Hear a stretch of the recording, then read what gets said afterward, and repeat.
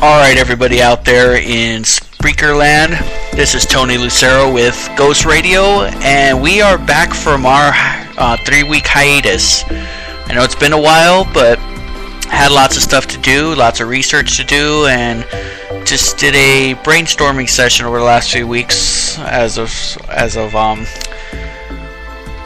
give me a second. Sorry about that. As of what to bring you guys this week. Alright. Before we begin, I'd just like to remind everybody out there, all my listeners, my growing number of listeners, as a matter of fact, that this week's episode of Ghost Radio is brought to you by Mario Moreno out in Santa Fe Springs, Narina Martinez out there in Los Angeles, as well as the very talented Sarah Marsh out in the Glendale area, as well as up in Kern County. It was brought to you guys by these generous supporters out there. Ghost Radio is also the Late Night Horror Film Festival, City of Downey's premier horror film festival, featuring the best of independent short horror films as well as features. More information, log on to www.latenightHorrorFilmFest.com. Alright, everybody, just kind of excuse me today. It's been, like I said, a few weeks, and just been out there kind of, gathering more information, more books, and, kind of doing my thing. I've been out there doing a lot of photography gigs and stuff, so I've been busy, and I apologize, but thank you for returning the show. I know we started a little late, but hey, it's the advantages of internet radio, right? So, there are a few things that were actually brought to my attention. Now, I talk about Linda Vista Hospital over in LA quite a bit. I mean, it's just, like I said, hey, I'm very, partial to the place. I love the place. Now, I was just told that the sequel to Insidious 2, is actually being filmed over at Linda Vista. Go ahead, scratch your foreheads for a little bit. Say, yeah. That's exactly what I said. I'm shaking my head right now, shrugging, because the mere fact of filming Insidious over at Linda Vista is just going to open up a whole other can of worms. So, got a listener out there in Bellflower, Jason from Bellflower, Jason Ramirez. He actually missed our show about Linda Vista, the episode I did where I actually played an EVP. So by popular demand by Jason and a few others, I'm going to go ahead and play the Linda Vista EVP recording, and I'd like you guys to go ahead and email me, tell me what you think you actually heard. I'm not going to reveal what our hypothesis turned out to be, but listeners out there, so I'm going to play the Linda Vista EVP recording. This was taken a couple years ago in the end of January of 2010. So go ahead and turn up the volume a little bit.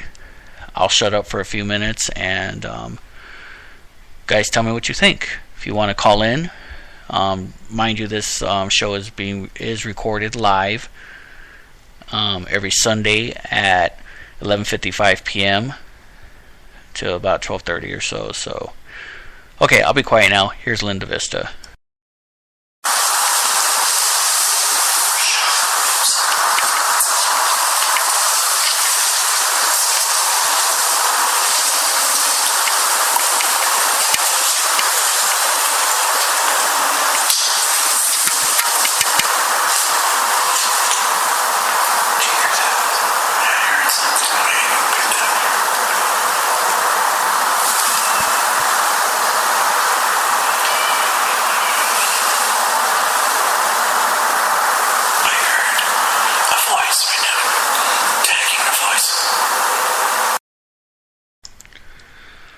Alright, that was, I'm not going to tell you exactly which part of Linda Vista that EVP was recorded in. It was actually recorded by myself and my old partner in crime with my old, the old paranormal group I used to be affiliated with nevertheless, it's here available for you guys to listen to. So play it back one more time. Go ahead and call in. The lines are open. Area code 562-712-3812.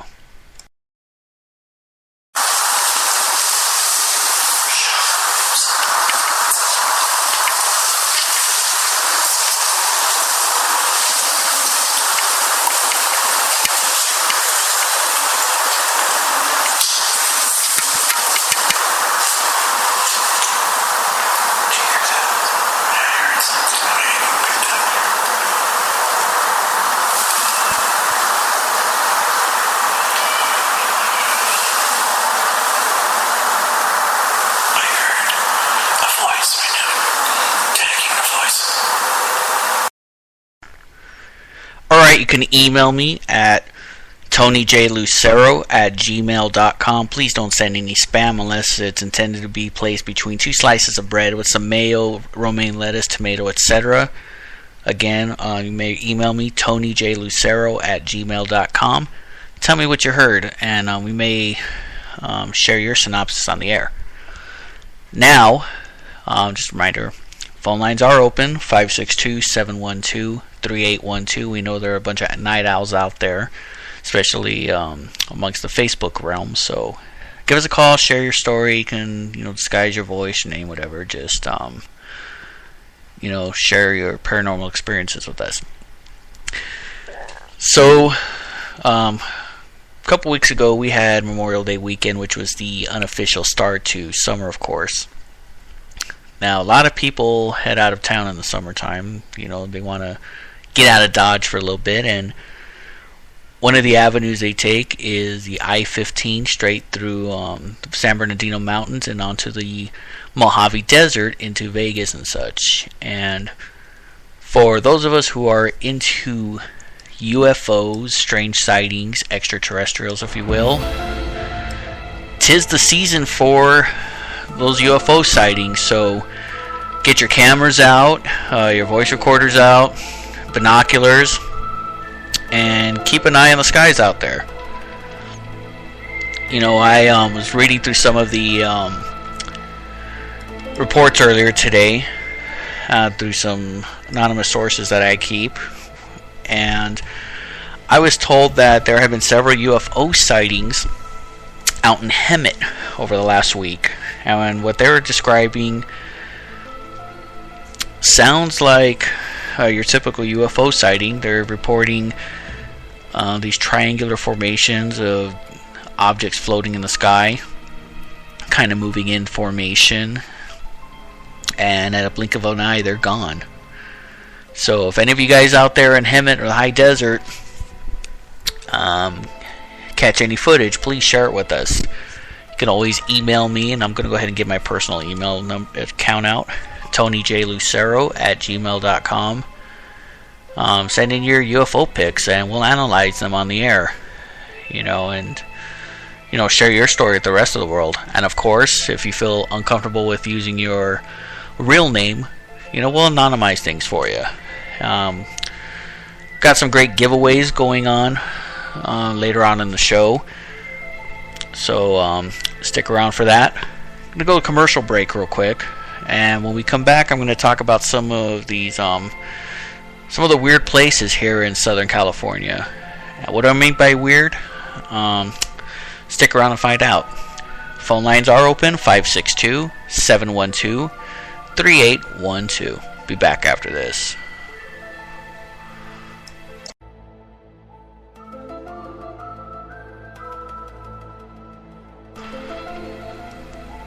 Alright, Tony Lucero's back with you with Ghost Radio, back from a brief commercial break. Phone lines are open, 562-712-3812. Couple of announcements, or reminders actually, if you will. Remember, this show is broadcasted live every Sunday night around midnight, 11:55 to be exact, Pacific Standard Time. Now, I've been getting phone calls in the middle of the week, people thinking that they're on the air. Remember, calls will only be taken when I'm broadcasting live on the air every Sunday night at 11:55. So If you call me Wednesday or Thursday, unless it's for unless you're gonna treat me to lunch over at Chris and Pitts or something like that. Don't know what Chris and Pitts is? Google it. Best steak around. Make sure you just call in every Sunday, or you can email me anytime, and I put that address out there.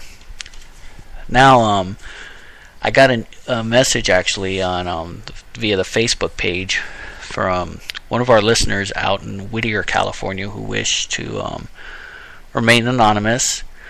He said that, and I quote, "Dear Ghost Radio, last week a group of friends of mine and I graduated from Rio Hondo College over in Whittier, and we decided to have a little fun and take a little drive through Turnbull Canyon. Now, for those of you who don't know what Turnbull Canyon is, it is this long, windy road that goes through the foothills in Whittier,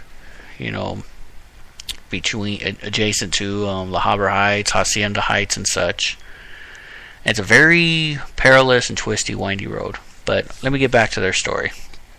So our friends, our graduates, if you will, said that they were driving along Turnbull Canyon, and about halfway up, they seen what appeared to be a young girl, well, I'd say young lady, about in her early 20s, who was kind of looked disoriented and distressed at the road, at the end of the side of the road. Our friends, we'll call them the graduates, said that they, pulled over, which is actually a very dangerous thing to do on that road. But they pulled over and backed up a little bit in an attempt to assist her. When they got a good look at her, she looked very pale, looked like she had bloody clothing, and was disoriented. And so immediately, they quickly sobered up. So that's what they're saying, and made their way towards her and decided to be good Samaritans and help her out. When they turned their backs for a split second to make a quick phone call and to grab a jacket to cover her with, she was gone. And they looked on the side of the road, and of course other cars are whizzing by, people partying, doing their thing, going up there for whatever reason. And they looked around, no trace of her. And lastly, our graduates say they grabbed a flashlight, out of the trunk, and turned it on, and they were just searching for the girl, completely gone. And so they figured, okay, maybe we got a little drunk, a little tipsy, and as they put it, smoked a good bowl. And they decided, okay, well, our minds are playing tricks on us, and they left. So they actually asked me, Dear Ghost Radio, did we see a ghost?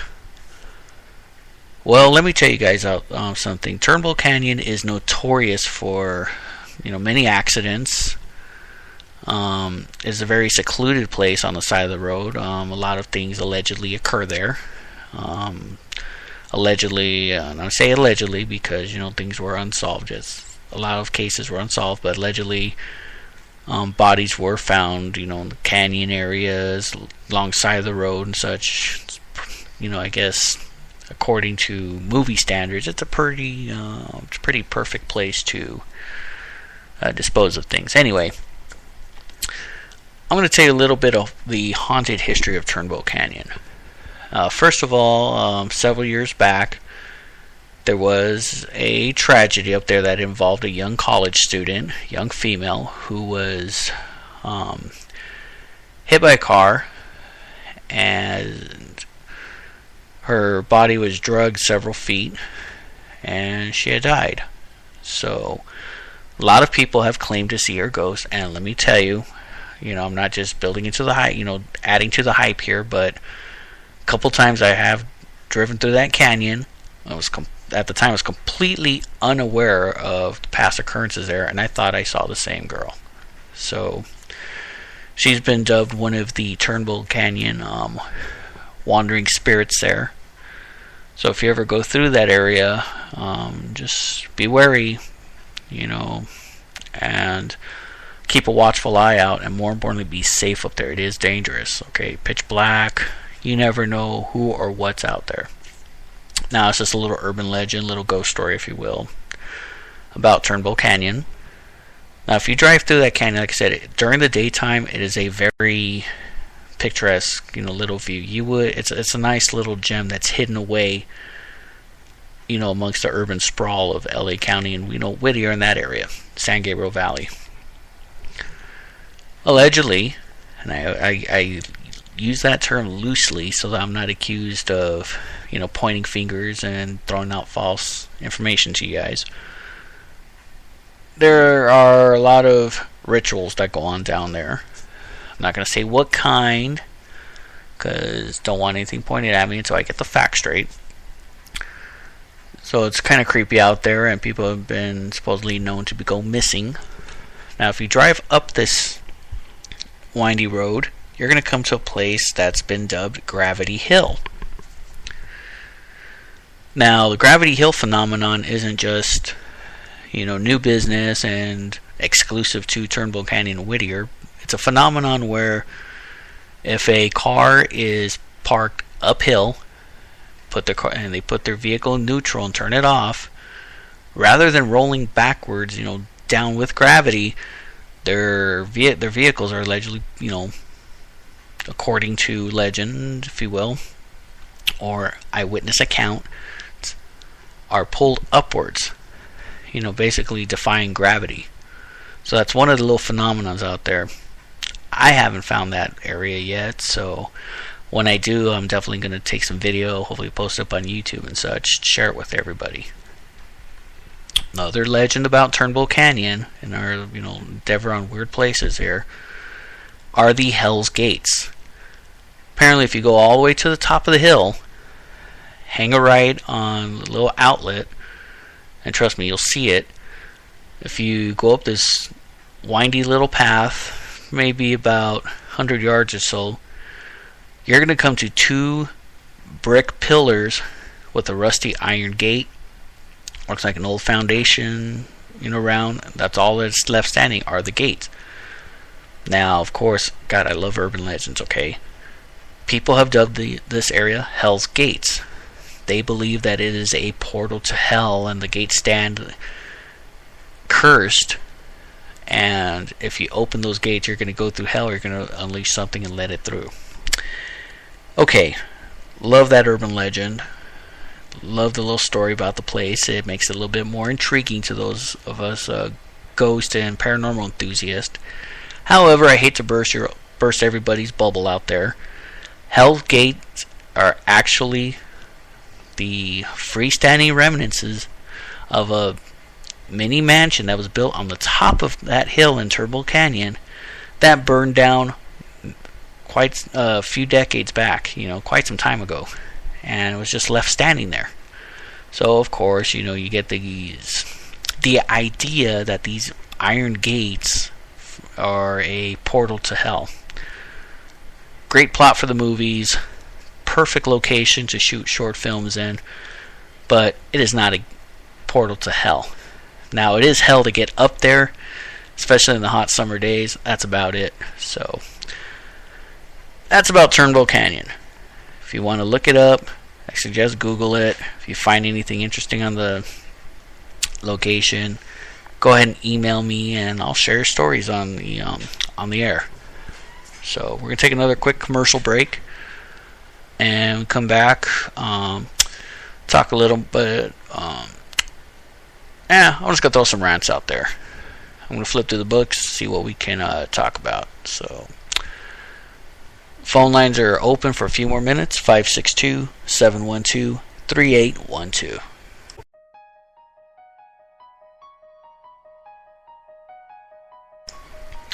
Alright, we're back from a quick commercial break. This is Tony Lucero, host of Ghost Radio here on Spreaker.com. Now, our phone lines are closed. Apparently, many of you don't want to make any noise, wake up your loved ones or whatever, or sound like a ranting and raving loon in front of people, which I understand, so go ahead and email me your stories. Anyway, our last little rant of the night is going to be the correlation between mental illness and demonic or spiritual possession. Alright. So I know a couple of you guys' ears kind of perked up, and especially any of you out there who are psych majors, think that you guys know about the human psyche just because you read a few books about Freud. That's okay though. You know, you guys paid, big bucks to go and study, the human mind. And nice little fact here that most people who study psychology are abnormally psychologically impaired themselves. Anyway, enough said about that. That's just my opinion. Go ahead and give me your whiny rebuttals in 3, 2, 1. Okay, anyway, the correlation between mental illness and demonic possession. Of course, before Freud and any modern study of psychology, the human mind, things that were unknown to people even to this day are unknown or deemed as paranormal, which means beyond the normal. Now, during the I call it a fun little period of the Salem witch trials, the Inquisition and stuff, people who behaved abnormally were deemed possessed. Now, back in the 1600s, before, even a little after, people didn't quite know what ADHD was, which I don't believe exists. Anyway, people didn't quite understand what schizophrenia was. They believed that a person who is schizophrenic, which they, like I said, they didn't know, was possessed by the devil. Now, what is schizophrenia? Multiple personality, speaking in different voices, and there have actually been documented proof, documented studies showing people with advanced schizophrenia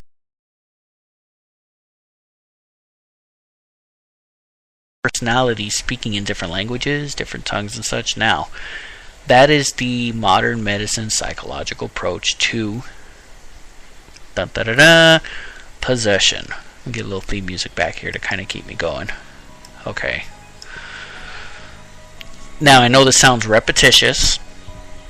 However, there is a thing called possession. Include speaking in tongues, multiple personalities, total confusion, and documented proof of case studies showing evidence of people adopting 10 or more multiple personalities. And once they have their episodes, they have no clue as to what's going on. So, are demonic or spiritual possessions? That's a quite $1 million question of the day, if you will. Okay, the $5 question. Okay, give you a free gift card. Anyway, the question of the day is: do you believe that possession is something of mental illness, or do you think there actually possession actually does exist? And I mean possession by a demonic or spiritual entity. I'd love to hear what you say on this topic. Again, email me at tonyjlucero@gmail.com, and might share your answers on the air next week. Okay, I'd like to talk a little bit about a couple of upcoming events. At middle of August, I haven't quite set a solid date yet. I'm going to be hosting the very first Ghost Radio Symposium. It's going to be a bit more formal, broadcast with a live audience, and of course, there's going to be barbecue served at this thing, and it's going to be a fundraiser, for the show to actually build ourselves a nice little studio. We got some great gear that was donated, some funds, but we still need that support. So if you'd like to help out with Ghost Radio and collect on some of those perks, you could log on to ghostradiousa.weebly.com, and I'll post it up in a bit. Nice little donation widgets and such, or you can find us on Facebook at Ghost Radio USA. Or Google us, good old magic G word. Now, where were we? Okay. Going to be holding a paranormal symposium.